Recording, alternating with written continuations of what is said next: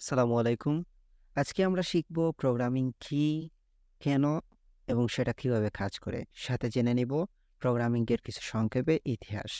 ১৯৪৫ সাল থেকে শুরু করে এ পর্যন্ত কয়েক শত প্রোগ্রামিং ল্যাঙ্গুয়েজ বা ভাষা আবিষ্কৃত হয়েছে। এ সকল ভাষাকে বৈশিষ্ট্য অনুযায়ী ৫টি স্তরে ভাগ করা যায়। প্রথম প্রজন্ম প্রোগ্রামিং ল্যাঙ্গুয়েজ ১৯৪৫ সালে আবিষ্কৃত হয়। সেটাকে আমরা বলি মেশিন ভাষা। দ্বিতীয় প্রজন্ম যেটা ১৯৫০ সালে আবিষ্কৃত হয় তাকে আমরা বলি অ্যাসেম্বলি ভাষা।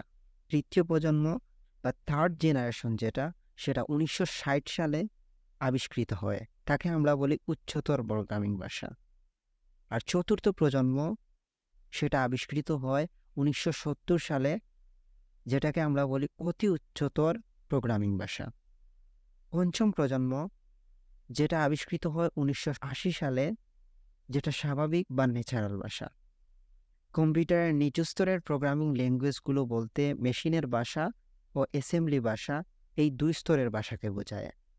এখন প্রোগ্রামিং কি এবং প্রোগ্রামিং শেখার আগে আমাদেরকে সর্বপ্রথম জানতে হবে প্রোগ্রামিংটা আমরা কেন শিখব। ধরেন আপনি ল্যাপটপ ইউজ করেন, ল্যাপটপের মধ্যে গেম খেলেন। সেই ল্যাপটপের মধ্যে যে গেম যে সফটওয়্যারে খেলেন সেই সফটওয়্যারটা তৈরি হয়েছে বা বিল্ড আপ হয়েছে একটা প্রোগ্রামিং ভাষা দিয়ে। বিভিন্ন ধাপে ধাপে একটা প্রোগ্রাম লিখে তারপর সেই প্রোগ্রামের মাধ্যমে আমাদের সেই সফটওয়্যারটা ডিজাইন করা হয়েছে। তারপর আমরা গেমটা খেলতে পারতেছি। এবং আমরা মোবাইলে ফটো তুলি, ফটো তোলার যে সফটওয়্যারটা সেটাও আমরা প্রোগ্রামিং ভাষা দিয়েই তৈরি করতেছি।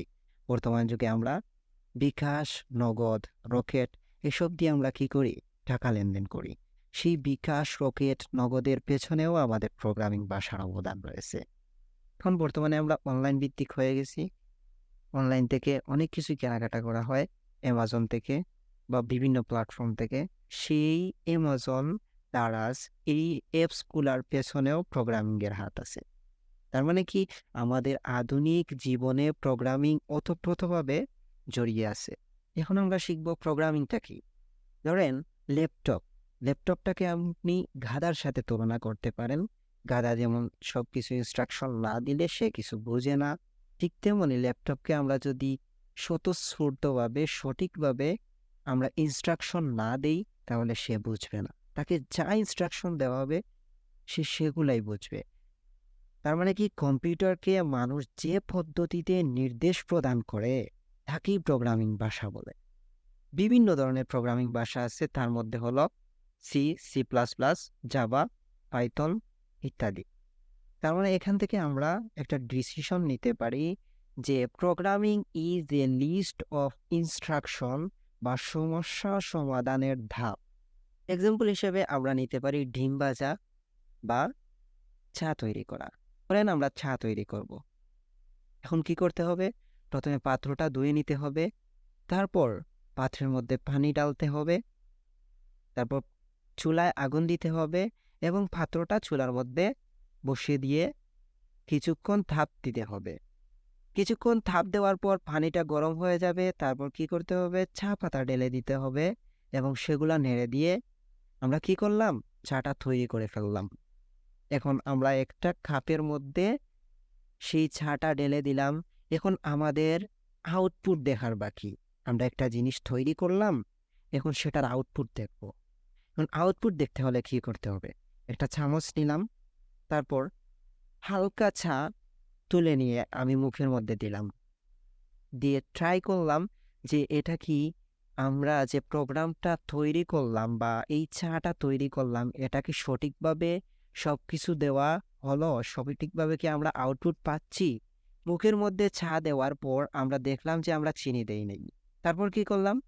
আমরা চামচ দিয়ে চিনি দিলাম, দিয়ে সেটাকে নেড়ে দিয়ে আবার ট্রাই করলাম যে সেটা কি সঠিকভাবে সম্পন্ন হলো। তারপর দেখলাম যে হ্যাঁ, আমাদের চা তৈরি করা কমপ্লিট এবং সঠিকভাবে আমরা চা তৈরি করতে পারছি। আমরা অনেক বড় একটা প্রোগ্রাম কমপ্লিট করে ফেলতে পারছি। এই যে চিনি দেওয়ার ব্যাপারটা সেটাকে আমরা কম্পিউটারের ভাষায় ডিবাগিং বলি। আর সেই যে ধাপে ধাপে আমরা কাজটা কমপ্লিট করলাম সেটাকেই আমরা প্রোগ্রাম বলি। এখন ধরেন আমরা প্রোগ্রামিং এর ভাষায় চলে যাই। এখানে দেখেন একটা ইন্টিজার ভেরিয়েবল দিলাম। এখন ভেরিয়েবল কি সেটা আমাদের জানার প্রয়োজন নেই। আমরা ভেরিয়েবল সম্পর্কে আগামী ক্লাসে ডিটেইলভাবে আলোচনা করব। দেখেন আমরা প্রথম ধাপে কি করলাম, একটা ভেরিয়েবল ডিক্লেয়ার করলাম এবং ভেরিয়েবল মধ্যে কি করলাম, একটা ইন্টিজার ভ্যালু 21 অ্যাসাইন করে দিলাম। তারপর আরেকটা ইন্টিজার ভেরিয়েবল নিলাম নাম্বার 2 এবং তার মধ্যে ইন্টিজার ভ্যালু 70 রেখে দিলাম।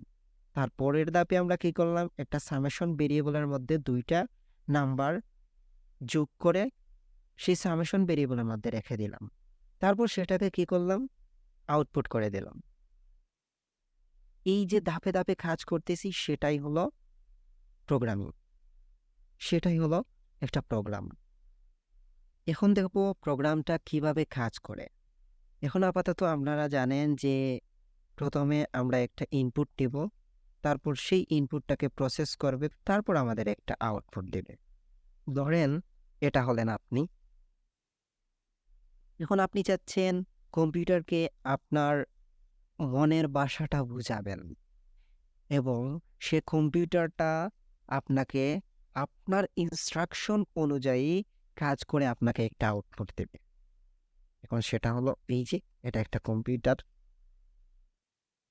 এখন আপনি কম্পিউটারে কি করবেন, আপনার মনের যেরকম ভাষা, মনের মাধুরী মিশিয়ে বাংলা ভাষা, ইংলিশ ভাষা, ফার্সি ভাষা এগুলা দিয়ে যদি ডিরেক্ট বুঝাতে যান তাহলে সে কিন্তু বুঝবে না। কারণ আমরা কি জানি, কম্পিউটারটা একটা গাধা। হ্যাঁ, কম্পিউটারকে আমরা গাধার সাথে তুলনা করতে পারি। এখন কম্পিউটার তো আপনার ভাষা বুঝবে না, আমরা কি করতে হবে, একটা দুভাষী লাগবে। যেমন দেখেন অনেকেই ইংলিশ পারে না, তখন কি করে নিজের ভাষায় কথা বলে এবং সেই ভাষা যে জানে এবং কমেন্টেটরের ভাষা যে জানে, দুই ভাষা যে জানে তাকে আমরা কি করি, কি বলি, দুভাষী। সেরকম একটা দুভাষী লাগবে আমাদের মধ্যে। সেই দুভাষীটা কি, সেই দুভাষীটা হচ্ছে কম্পাইলার। এই যে এই মেশিনটা, এই সফটওয়্যারটা, এই আইডিটা, এখন কম্পাইলার কি করে, কম্পাইলার আমাদের ভাষা বোঝে এবং আমাদের ভাষাটাকে সে কম্পিউটার ভাষায় রূপান্তর করতে পারে, সেটা হলো তার স্পেশালিটি। সেজন্য আমরা তাকে বলতে পারি দুভাষী। তাকে একটা প্রোগ্রামিং ল্যাঙ্গুয়েজের জন্য তৈরি করা হয়েছে এবং সেই প্রোগ্রামিং ল্যাঙ্গুয়েজটা আপনিও জানেন, সেও জানে। এখন কি করবেন, আপনি যে ভাষা জানেন এবং সে যে ভাষা জানে সেই ভাষায় আপনি কিছু ইনস্ট্রাকশন প্রদান করবেন ধাপে ধাপে। আপনার ইনস্ট্রাকশনগুলা একটা একটা করে কি করবে, মেশিন ভাষায় রূপান্তর করবে বা কম্পিউটার ভাষায় রূপান্তর করে কম্পিউটারকে জানিয়ে দিবে যে আপনি এভাবে কাজ করেন। ও ইনস্ট্রাকশন দিবে, আপনার ইনস্ট্রাকশন ও নিবে, ও ট্রান্সলেট করে কম্পিউটারকে জানিয়ে দেবে যে আপনি কাজটা করেন, যে দুইটা সংখ্যা নেন, দুইটা সংখ্যা নিয়ে তাদেরকে যোগ করে তার আউটপুট দেন। তারপর কম্পিউটার কি করলো, কম্পিউটার আপনার ইনস্ট্রাকশন অনুযায়ী দুইটা সংখ্যা নিল, নিয়ে সেই দুইটার যোগফল আপনাকে আউটপুট দিল। আউটপুট কোন জায়গায় দিল, আউটপুট যে জায়গায় দেওয়া হয় সেটাকে আমরা বলি কনসোল। এভাবে এরকম একটা ব্ল্যাক স্ক্রিন দেখা যাবে আমরা প্রোগ্রাম রান করার পর, সেটাকে আমরা বলি কনসোল। তার মানে প্রোগ্রামিং ভাষা কিভাবে কাজ করতেছে, যেহেতু কম্পিউটার মেশিন ভাষা বোঝে, আমাদের নর্মাল ভাষা বোঝে না, কিন্তু কম্পাইলার আবার যে কোনো প্রোগ্রামিং ভাষা বোঝে এবং সেই ভাষাকে কি করে মেশিন ভাষায় রূপান্তর করতে পারে। তার মানে আমরা একটা কম্পাইলারের সাহায্য নিব, তারপর সেই কম্পাইলারের মাধ্যমে আমরা সেই ভাষাকে মেশিন ভাষায় রূপান্তর করব। তারপর কি করবে, কম্পিউটার সেই ভাষা বুঝবে, বোঝার পর আমরা যে ইনস্ট্রাকশন দিয়েছি সেই ইনস্ট্রাকশন অনুযায়ী কাজ করে আমাদের আউটপুট দিবে। যেমন আমাদেরকে দেওয়া হয়েছে দুইটা সংখ্যা কি, একটা সংখ্যা হলো 1 আর একটা সংখ্যা হলো কি 2। 1 প্লাস 2, তুমি দুইটা সংখ্যা যোগ করে আমাদেরকে দেখাও। তারপর কি করলো, সে দুইটা সংখ্যা যোগ করলো, করার পর কি করলো, সেটার ফলাফল নিল একটা জায়গায়, নিয়ে কি করলো, আউটপুট দিল। আউটপুট যে জায়গায় দেয় সেই জায়গাকে আমরা বলি কনসোল। তার মানে প্রোগ্রামিং ভাষাটা কিভাবে কাজ করতেছে, আমরা অনেকগুলা ধাপে ধাপে ইনস্ট্রাকশন দিচ্ছি, দেওয়ার পর কম্পাইলার কি করতেছে, আমাদের ইনস্ট্রাকশনগুলোকে জাস্ট ট্রান্সলেট করে মেশিন ভাষায় রূপান্তর করতেছে। তারপর আমরা যে ইনস্ট্রাকশন দিছি সেই ইনস্ট্রাকশন অনুযায়ী সে কাজ করে আমাদের একটা আউটপুট দিচ্ছে। এটাই হলো প্রোগ্রামিং ভাষার কাজ। তো আজকে এই পর্যন্তই। আগামী লেকচারে আমরা শিখব ভেরিয়েবল কি এবং বিভিন্ন সিনট্যাক্স সম্পর্কে আমরা জানব। আজকের জন্য বিদায় নিচ্ছি। সবাই ভালো থাকবেন। আল্লাহ হাফেজ।